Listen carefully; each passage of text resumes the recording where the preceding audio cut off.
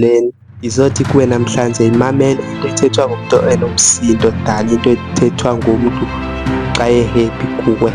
Mamele into ethethwa ngumntu onomsindo kuwe than into ayithethayo xa e-happy.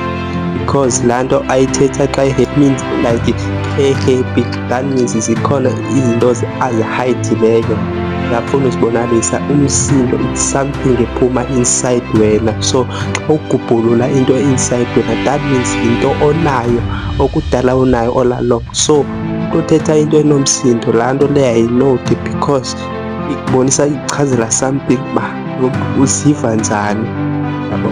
Khumbula umsindo yinto ekhontrolekayo, i-most yethu siyakwazi ukukhontrola umsindo, sikwazi uwuhayida umsindo, and then umsindo uyahlala apha ngaphakathi entliziyweni yakho.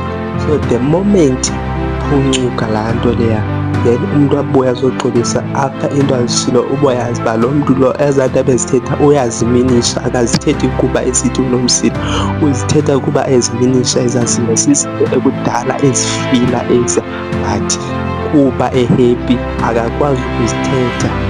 Kufana nomntu onxilileyo, umntu onxilileyo akekho normal like 100% normal, but xa enxilile uyakwazi ukuzikhupha ezinye izinto azifilayo. So ezaa zinto ezithethwa ngulaa mntu sukuziflasha, uzikhabele ecaleni, zibhale phantsi, uzinowude uba no, umntu lo uthetha ukuthi nokuthi.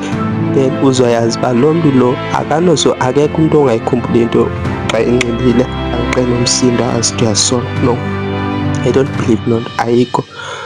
Umntu xa enomsindo okanye xa enxilile, into ayithethayo kuzube iminje because usezingqondweni mos, but ukhupha into esekudala i-inside.